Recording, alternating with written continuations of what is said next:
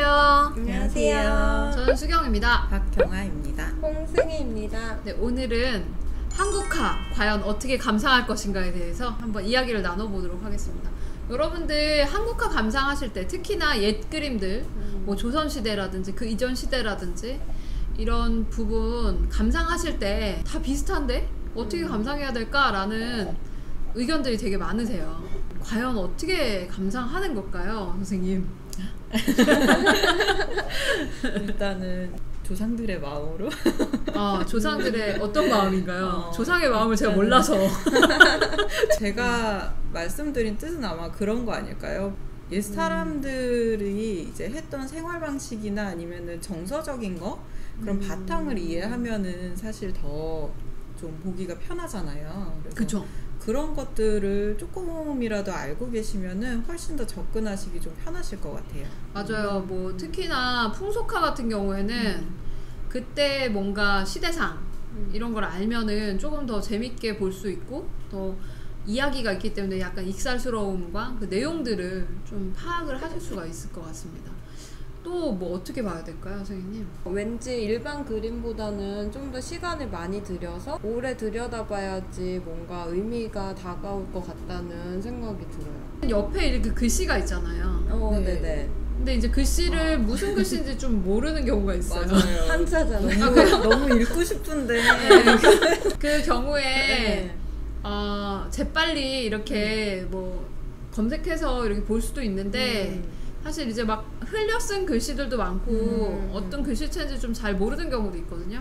네. 전시장 가면은 그거를 이렇게 해석을 해놓은 것들도 있기는 한데 없을 경우도 있어요. 그래서 저도 한문을 많이 알았으면 좋겠네요. 저도 이제 한문을 막 되게 잘하진 않지만 이렇게 읽어보면서 뭔가 이해가 되는 부분, 어디서 뭘 그렸다 하는 거를 뭐 적어놓은 것도 있고 아니면 시의 한 구절을 이렇게 써놓으신 것도 있고 뭐 이렇게 여러 가지 있더라고요. 그래서 그런 식으로 좀 그런 의미들이랑 같이 어떤 글귀랑 같이 이제 보는 재미도 있는 것 같습니다. 네, 뜻은 몰라도 뭔가 그리고 많이 본 적은 없지만 그렇게 글이 있는 거랑 그림이 같이 있는 게 어색한 느낌이 안 들어서 네. 글과 그림의 배치? 그런 것도 뭔가 동양적인 특징이 있는 걸까요? 맞아. 글이랑 같이 아무래도 그렇죠. 이제 글하고 그림하고 같이 배치를 하거나 시 같은 거에 따라서 또 그림을 또 그리기도 하고 반대로 되기도 하고 이랬는데 그래서 예전에는 사실 저희가 지금 미술 뭐 그런 식으로 표현을 하는데 예전에는 우리나라에서 원래 썼던 얘기는 서화라고 네, 서화. 많이 표현을 했었대요. 네. 네. 그래서 글하고 그림하고 같이 배치되거나 아니면 그렇게 풀이되는 경우가 되게 많았죠. 그리고 제가 예전에 한번 조선 후기 회화전 그런 전시를 했었는데 그 회화전 갔다가 추사 김정희의 그림을 봤어요. 이제 말년에 유배됐을 당시에 그 제주도에서 그린 그림하고 글이랑 이제 같이 있는 세한도라는 그림인데 네. 그 그림의 옆에 있는 글이 굉장히 인상적이었고 그 글과 정서감을 되게 같이 하는 거예요. 그림 되게 외로워 보이고 하는 그림인데 제가 첨부하겠습니다. 근데 거기에 나온 이제 글들이 굉장히 그 자기 친구한테 뭔가 편지 쓰는 그런 내용이었어요.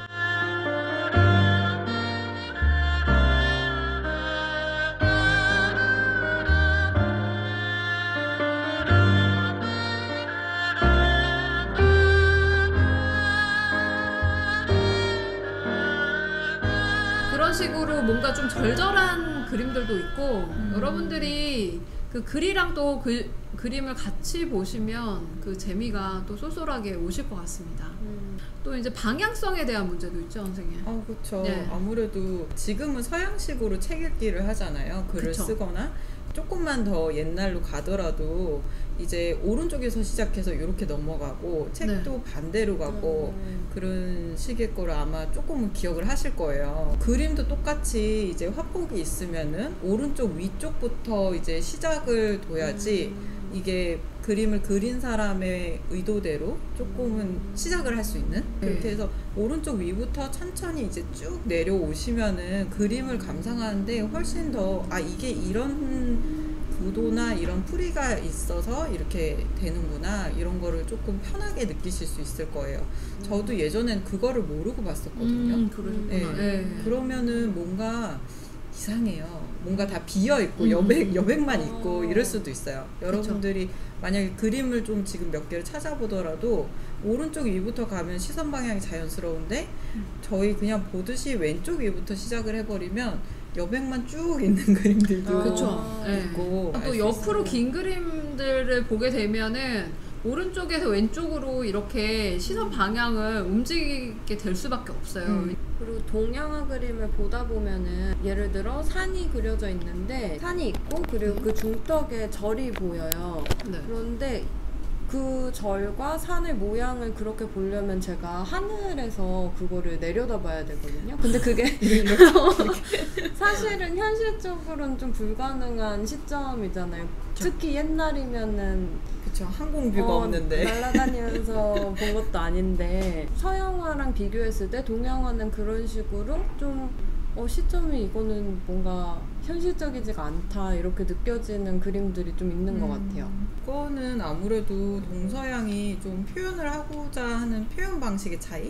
그런 것 때문에 그런 게 아닐까요? 뭐 서양 같은 경우에는 조금 더 현실적으로 바라보는 것들, 사실적으로 좀 표현하기 위해서 빛이나 이런 데 좀 중점을 뒀고 그다음에 저희가 뭐 많이 알고 있는 투시도 뭐 이런 방법들을 좀 착안해서 거기에 맞춰서 조금 더 좀 사실적으로 그려낸다 이렇게 했으면 사실 동양 같은 경우에는 물체가 있으면은 그대로 본 것도 중요하지만 만져보고 거기에 대해서 느껴보고 그거를 좀 재현해내는 데 많이 집중을 했던 것 같아요. 그래서 승희님이 말씀하신 대로 조금 위에서 바라보면 뭔가 이상한데 이렇지만 그것에 대해서 그 산이나 이런 거를 가장 잘 표현할 수 있게 조금 자기가 다 느껴보고 해석을 해서 그려진 게 아닐까라는 생각을 해요.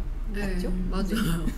선생님 말씀하신 거랑 일맥상통하는 부분인데 산수화가들이 사실 산에 진짜 직접 살면서 그 안에서 사계절을 막 느끼고 진짜 사시사철을 1년은 보내봐야 1년을 보내봐야 안다 뭐 이런 식으로 해서 내 눈으로 보는 그냥 어떤 평면을 내가 그린다기보다는 그 날씨라든지 초록의 어떤 푸르름 뭐 이런 것들을 자세하게 관찰을 하면서 자기가 그 안에서 생활을 하면서 본질적으로 느낀 것들을 표현을 하는 거죠. 원근법 같은 경우에도 농담을 표현을 해서 이렇게 표현을 하거든요. 가까이 있는 거는 내 시점에서 훨씬 더 그 실물감이 더 있잖아요. 그러니까 더 진하게 그리고 그 다음에 더 멀리 있는 거는 좀 더 흐리게 그리는 거죠. 그래서 앞에 있는 걸 까맣게 좀 까맣게라기 하기보다 좀 진하게 진하게 그리고 뒤에 있는 거를 흐리게 단묵으로 표현을 하는 거예요. 근데 이제 서양화에서는 공기 원근법이라고 해서 뒤로 갈수록 약간 뿌옇게 보이는 식으로 이제 표현을 많이 하거든요. 또 서양 같은 경우는 빛을 통해서 보는 어떤 색채를 표현한다든지 이런 식으로 원근감을 많이 표현을 했다면 동양에서는 실제 본질을 더 가까이 볼 수 있는 거를 더 강하게 표현했다고 보시면 더 쉽게 받아들이실 수 있을 것 같고 또 여러분들이 감상을 하실 때도 앞에 있는 거는 왜 이렇게 까맣게 그렸어? 이렇게 하는 그런 이해도가 좀 더 생기실 수 있을 것 같습니다. 동양화의 가장 큰 특징 중에 하나가 먹이잖아요. 산수화 할 때도 색채를 올린 것도 있기는 한데 제가 바로 떠오르는 동양 산수화 하면은 먹 하나로 그 모든 단계들을 표현하고 어떤 운무라든지 이런 운무가 뭐죠? 운무 안개? 물안개라든지 산세의 차이가 질감 차이도 있을 거고 그런 차이가 되게 분명한데 그거를 한 가지 재료로 표현할 수 있다는 게 대단한 것 같아요. 먹색을 보채라고 하거든요. 5가지 색채가 있다 이런 표현을 많이 쓰는데 먹의 색감이 그만큼 은은하게 좀 다양하게 나온다고 보시면 될 것 같아요. 그래서 그냥 같은 까만색이라도 서양에서 쓰는 블랙이랑 먹의 색은 조금 다르게 아마 표현이 되거든요. 5가지의 어떤 색감을 표현하는 거죠. 먹 하나로. 5가지 색은 거의 대표적인 모든 색깔을 의미하지 않나요? 그쵸. 모든 색이 그 먹색 하나에 들어있다고 이렇게 생각을 했던 것 같아요. 그래서 이 먹을 또 쓰는 거고 그런 식으로 먹 색깔이 굉장히 다양하다 다양하게 표현이 됐던 걸로 이제 사람들이 생각을 했다. 그렇게 보시면은 좀 이해도가 생기시지 않을까요?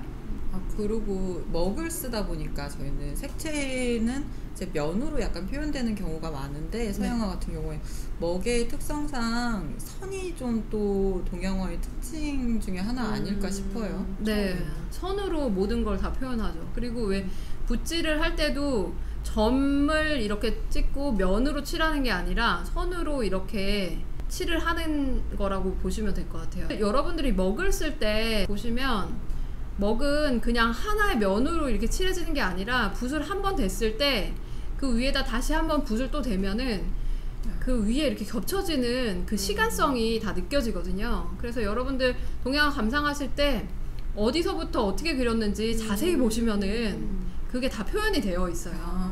네.